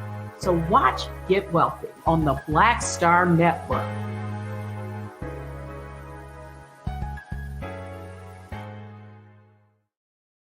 Hi, I'm Dr. Jackie Hood Martin, and I have a question for you. Ever feel as if your life is teetering and the weight and pressure of the world is consistently on your shoulders? Well, let me tell you, living a balanced life isn't easy. Join me each Tuesday on Black Star Network for A Balanced Life with Dr. Jackie.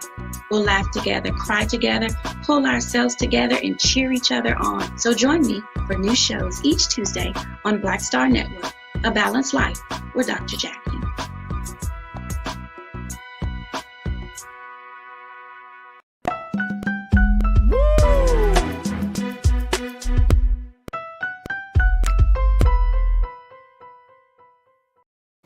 All right, folks, we're continuing to celebrate women today, as it is International Women's Day. And for today's trends, posts, and doing the most, what better way than pulling up something that's trending right now? Zoe Kravitz, folks. Zoe Kravitz. This is the daughter of rocker Lenny Kravitz and actress Lisa Bonet. And when y'all see a picture of Zoe, y'all gonna say she looks just like Lisa. First, let me bring my crew back. Look at she looks just like Lisa Bonet. She is beautiful. This is for a Batman movie. Come through. Right. Come through. Here's the situation, Iman and Lise. Check this out. So Zoe made it known today that she lost out on an audition for the movie, another Batman movie that came out in 2012, The Dark Knight Rises. The Dark Knight Rises. The reason she said that she lost the audition or she didn't get the part, and she was not trying to get Catwoman in that movie or anything, but she just wanted to be in a film. She said because they told her she was too urban. Her skin color wasn't right.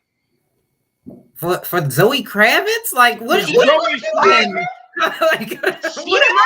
Look, and just 10 years ago, this ain't like her skin color wasn't right. Wow. Lise, I know she's lighter. She at least lighter than Lise. I know that.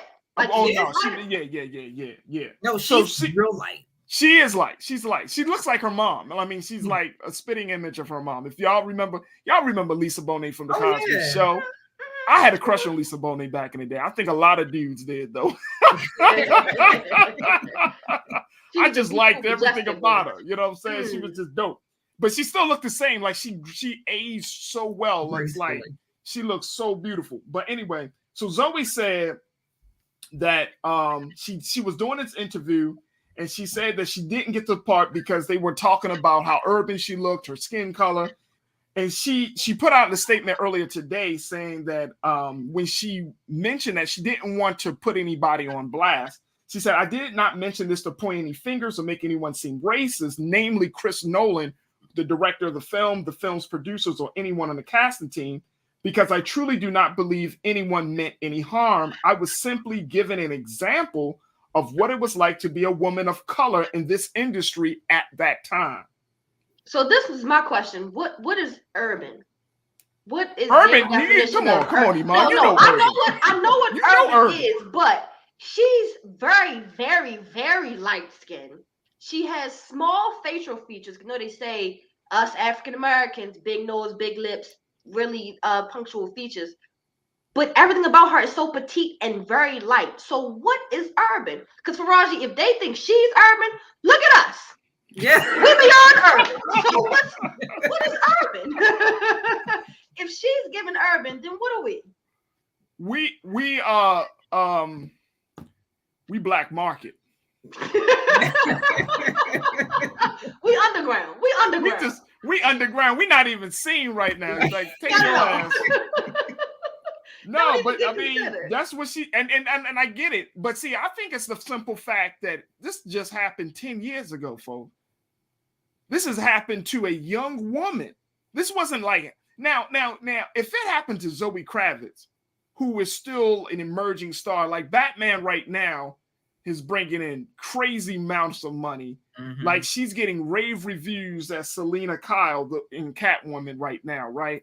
But can you imagine the stories of like Halle Berry? Can you imagine the story of like one of my favorite actresses, Angela Bassett? Viola Davis. Oh my gosh. Yeah. Viola Davis, who is the dark woman, yeah. Right? And I mean, I'm sure she has been told some crazy stuff in her years being a part of the industry. And she's gorgeous. She's absolutely beautiful. And like Viola Davis opens the door for Lupita Nyong'o.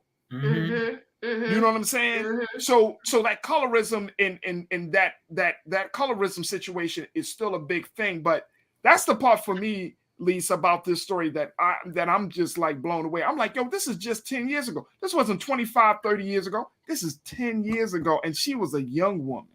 Yeah, she's almost clear, and you're telling me she's urban. So I was like, I'm urban, I'm good, like because of my skin complexion. And this is interesting because her mother is biracial, her father is biracial.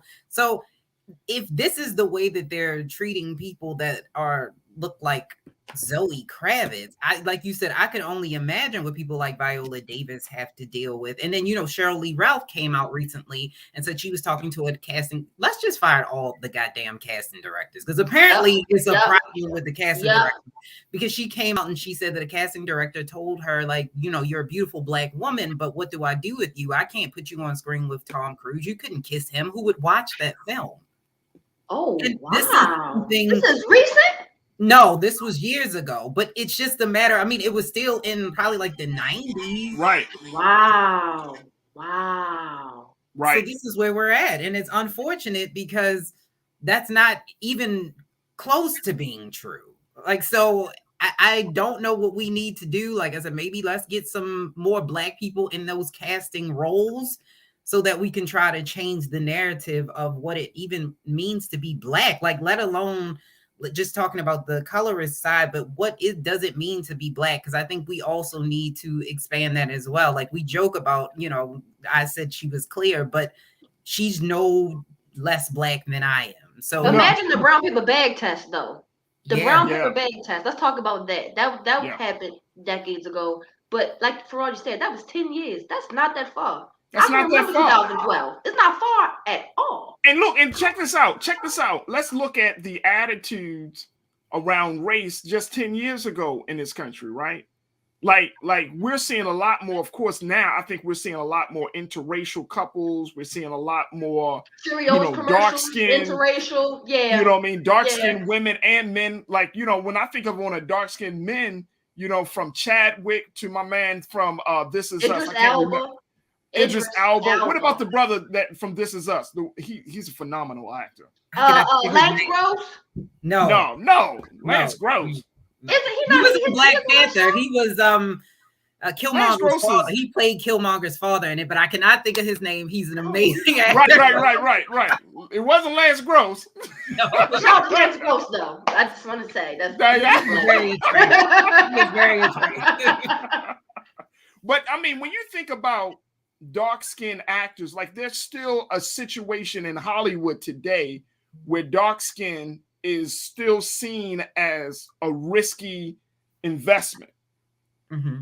And brown skin and light skin is still like, okay, that's a safe choice. Sterling K. Brown, that's his name. Sterling K. Brown, that's my guy. I think he's a phenomenal actor. Does great. Even Mahershala, I think I'm saying his name correctly. He's going to play Blade. He's going to play Blade, right? Ooh, that's a but nice then look, but then you speak of Blade. Imagine what Wesley Snipes probably had to go through. Like he was typecast for being too dark. You know what I mean? In some of the films. So you never really saw Wesley Snipes in like a love story. Right. He was always the villain. He was either the black man, like, you know what I mean? The strong black man that, you know. I never thought about this. I never thought about this that far. So the colorism situation is so big, and I appreciate Zoe coming out about it. I mean, I know she says she's not trying to make it a big deal, but I think it's important that women share their stories, because if we don't know their stories, we can't make the change. Absolutely. I agree. Yeah, I agree 100%. I've been called urban, and so I understand what that feels like. So I think that more women should come out and speak and tell their stories, especially about colorism, because I've met way too many people, black and white, that don't think that it exists. Oh, absolutely. Absolutely. And here's the crazy part. Here's the crazy part, ladies. If we, as the consumers of film and television, if we get caught up in colorism, then that's why these big movie production houses, they can do what they do. They can say certain things to certain actors and actresses because they say, "Oh no, but the people, the film goers, they don't like that." So they hide behind us. So we have to make sure that we're not putting in ourselves in the way where we need a light skin or a dark skin actor, unless you're playing a role like a biography or something. You're trying to get close to it. Right. But let's keep it real. Denzel Washington does not look like Malcolm X. Listen, not at all, and I can keep it real. Black Hawk and Hawkeye becoming Captain America.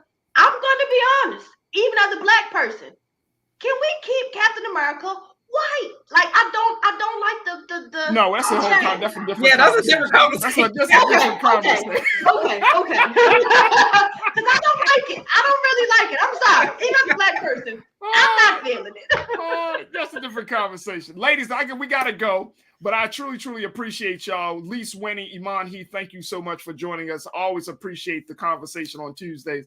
So thank you again for joining us. Again, happy International Women's Day, sisters. Y'all continue to be great in everything y'all do. Thank you. Thank you. All right, folks, that's going to do it for us. Big shout out to Zoe. Big shout out to all the women. We thank Chantel. We thank Ashley. Thank you. All of the ladies out there. This is your month, but if you're doing some really incredible things, you know what? I would love to hear your story. So just email me at faraji@blackstarnetwork.com, FARAJII@blackstarnetwork.com. Also, you can find me on Instagram at Faraji Muhammad, on Twitter at Faraji Muhammad, FARAJII. You see my handles right there at the bottom. But I would love to hear the stories, and I just want to make sure that we are creating a platform for women. Big shout out to my wife. She's the one that's behind this whole thing called I Call Her Queen. Got merch. She does art. I mean, she does phenomenal things. She is a phenomenal woman that's doing a lot of things. She's an educator. You know, we have her here on the show. But, you know, I mean, it's amazing just to be in support of her and the work that she's doing. So check the website at icallherqueen.com. if you want to get some more information about the many works that she's doing. But to all the women and to all my sisters, to all the ladies that make this production great, thank you. Shannon, thank you so much. The team, thank you so much, Shayla. I mean, it's just a phenomenal experience when you can support women and everything that they do. And just be sure, the Culture and Black Star Network are here for the ladies. I'm serious. We are here for the ladies to get your stories out, to be heard, to be seen, and to definitely reshape the culture. All right. Also, make sure you support us at blackstarnetwork.com. You can show your support by Cash App, PayPal, Venmo, Zelle, all of the good stuff, folks. Definitely show your support for Black-owned media. We need you. We appreciate you. And we do all of that we do just for you. So make sure you go to blackstarnetwork.com and download the app for free. Tell your friends and family about it. And let's continue to push forward for Black-owned media. That's going to do it for me. Stay tuned at the 6 o'clock hours. Roland Martin Unfiltered. As always, never be afraid to challenge what's wrong. Stand for what's right while being yourself in the process. God willing, we'll talk tomorrow for another exciting edition of The Culture right here on Black Star Network. Happy International Women's Day. Peace.